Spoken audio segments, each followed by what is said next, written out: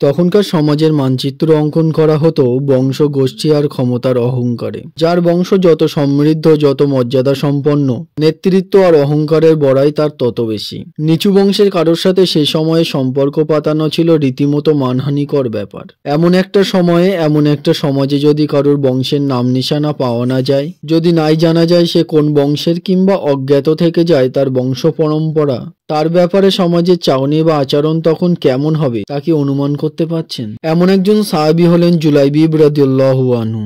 অন্য অনেক সাহাবীর মতো তিনি খুব বেশি আলোচিত নন। জুলাইবিব শব্দের অর্থ হলো যিনি বেশ খাটো। তার শারীরিক গঠন স্বাভাবিকের তুলনায় খাটো হওয়াতে তার নাম হয়েছে জুলাইবিব। কেবল খাটো নয়, তার গায়ের রং ছিল কুচকুচে কালো। সব মিলিয়ে ওই সমাজের সাধারণ লোকেদের কাছে যে তিনি অবহেলিত তা বুঝতে নিশ্চয়ই আপনাদের বাকি নেই। বিয়ের ব্যাপারে জুলাইবিব রাদিয়াল্লাহু আনহুকে কেউ পছন্দ করত না। বংশমর্যাদা নেই, কালচে গায়ের রং, এমন একজন লোকের সাথে এই সমাজের কেউ মেয়ে বিয়ে দেবে, এটা কি কল্পনা করা যায়? কিন্তু জুলাইবিবের যে বড্ড সংসার পাতানোর শখ। একটা ছোট্ট কুঁড়ে ঘর, একটা সংসার, তাতে আলো করে আসবে এক ঝাঁক তারকা। এমন স্বপ্ন কে না দেখে দুনিয়ায়। জুলাইবিবও দেখেছিলেন। কিন্তু সমাজ যে বড্ড নিষ্ঠুর। এখানে হৃদয়ের পবিত্রতার চেয়ে বাহ্যিক সৌন্দর্য আর মনুষ্যত্বের চেয়ে বড় করে দেখা হয় বংশমর্যাদাকে। একদিন মন খারাপ করে নবীজির কাছে আসলেন জুলাইবিব। এই একটা মানুষের কাছে এসে তিনি শান্তি পান, সুখ দুঃখের কথা বলতে পারেন। নবীজি ব্যতীত এই তল্লাটে জুলাইবিবের আর কোনো বন্ধু নেই। নবীজি আজ করতে পারলেন জুলাইবিবের অন্তরের গহীনে সংসার পাতানোর আদম্য ইচ্ছাকে। তিনি বললেন, জুলাইবিব, আমি কি তোমার বিয়ের ব্যবস্থা করব? নবীজি বিয়ের ব্যবস্থা করবে জুলাইবিবের, যার ধুলো লেগে ধন্য হয়েছে গোটা ধরণী, যাকে রব্বুল আলামিন বাছাই করেছেন জগতের রহমত হিসাবে, যার অঙ্গুল হিলনে দু টুকরো হয় দূর আকাশের চাঁদ। সেই মানুষটা জুলাইবিবের বিয়ের বন্দোবস্ত করবে, এটা কি স্বপ্নেও অতীত নয়? জুলাইবিব যাকে সমাজের মানুষ পছন্দ করে না, যার নেই কোনো বংশমর্যাদা কিংবা ক্ষমতার উৎস, ঠিক তার জন্যই নিজেকে অন্যের দুয়ারে নিয়ে যাবেন স্বয়ং রাসূলুল্লাহ। এটা ভেবে অবাক হবার কিছু নেই। তিনি যে আল্লাহর রসুল, সর্বশ্রেষ্ঠ নবী হয়ে এসেও যিনি মিশে যান মাটির সাথে, সবচেয়ে সম্ভ্রান্ত বংশের হয়েও যার কাছে বংশমর্যাদার কানাকড়িও মূল্য নেই। নবীজির কথা শুনে আনন্দে নেচে উঠল জুলাইবিবের অন্তর। এর চেয়ে স্বস্তিদায়ক কোনো কথা জুলাইবিবকে এর আগে কেউ বলেননি। নবীজির দিকে অপলক দৃষ্টিতে তাকিয়ে রইলেন জুলাইবিব, তার চোখে মুখে মুগ্ধতার অপার বিস্ময়। নবীজি জুলাইবিবের বিয়ের তোড়জোড় শুরু করলেন। একজন আনসারী সাহাবীকে ডেকে জিজ্ঞাসা করলেন, তুমি কি কন্যা বিয়ে দিতে চাও?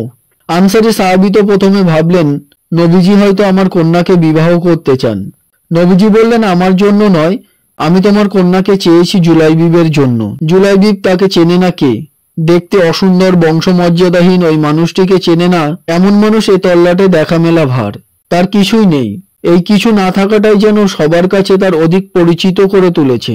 সেই জুলাইবিবের জন্য নবীজি মেয়ের প্রস্তাব রাখলেন। কিন্তু ইনি যে স্বয়ং আল্লাহর রসুল, তার মুখের ওপরে না বলে প্রত্যাখ্যান করবে এমনটা তো চিন্তা করাও যায় না। আনসারী সাহাবী বললেন, ইয়া রাসূলুল্লাহ, আমি আমার স্ত্রীর সাথে একটু পরামর্শ করতে চাই। আপনি কি আমাকে দয়া করে একটু সময় দেবেন? স্ত্রীর কাছে এসে আনসারী সাহাবী সবকিছু খুলে বললেন। আনসারী সাহাবীর কথা শুনে তার স্ত্রীর মাথায় যেন আকাশ ভেঙে পড়ল। তিনি বললেন, এটা কিভাবে সম্ভব? জুলাইবিব, যার কোনো বংশমর্যাদা নেই, যে দেখতে অসুন্দর, এমন লোকের কাছে আমাদের কন্যাকে কিভাবে বিয়ে দেব?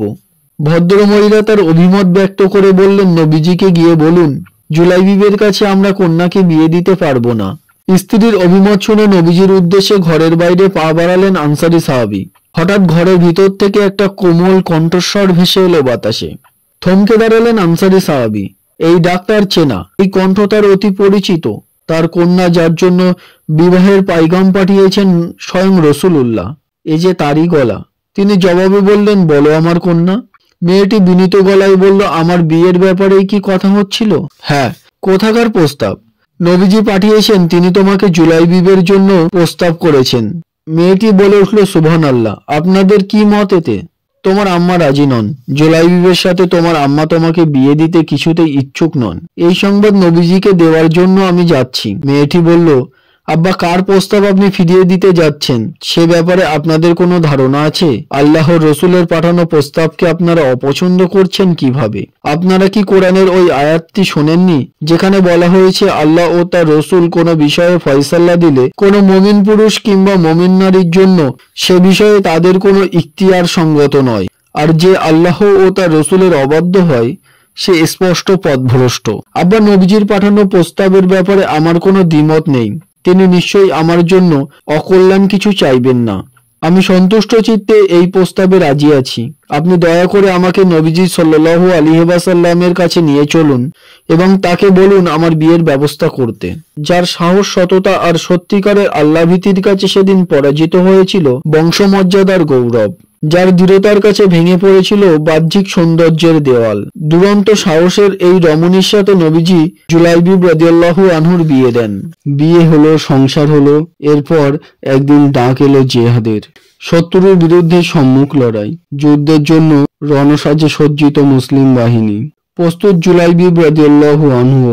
নির্ধারিত সময়ে শুরু হলো শত্রু বাহিনীর বিরুদ্ধে মুসলিম বাহিনীর মুখোমুখি যুদ্ধ। এক পর্যায়ে অবসান হলো সবকিছু। এখানে ওখানে ছড়িয়ে ছিটিয়ে আছে শত্রুপক্ষ ও মুসলিম বাহিনীর অনেক লাশ। নিজ নিজ আপনজন, আত্মীয় স্বজন খুঁজে নিচ্ছে অনেককেই। নবীজি সাল্লাল্লাহু আলাইহি ওয়াসাল্লাম সাহাবীদের উদ্দেশ্য করে বললেন, তোমরা কাকে কাকে হারিয়েছ? তারা বলল, ইয়া রাসূলুল্লাহ, আমরা অমুক অমুককে হারিয়েছি। তিনি আরেক দল সাহাবীদের উদ্দেশ্য করে বললেন, তোমরা কাকে কাকে হারিয়েছ? তারা বলল, আমরা অমুক অমুককে হারিয়েছি ইয়া রাসূলুল্লাহ।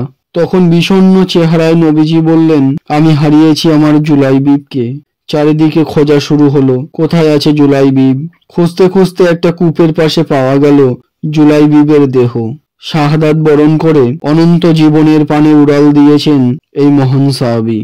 অশ্রু ভরা নয়নে নবীজি জুলাইবিবের মৃতদেহের দিকে তাকিয়ে বললেন, নিশ্চয়ই আমি জুলাইবিবের জন্য আর জুলাইবিব আমার জন্য। নবীজি তার লাশটা নিজ কাঁধে উঠিয়ে নিলেন। এরপর তাকে নিজে হাতে শুইয়ে দিলেন কবরে।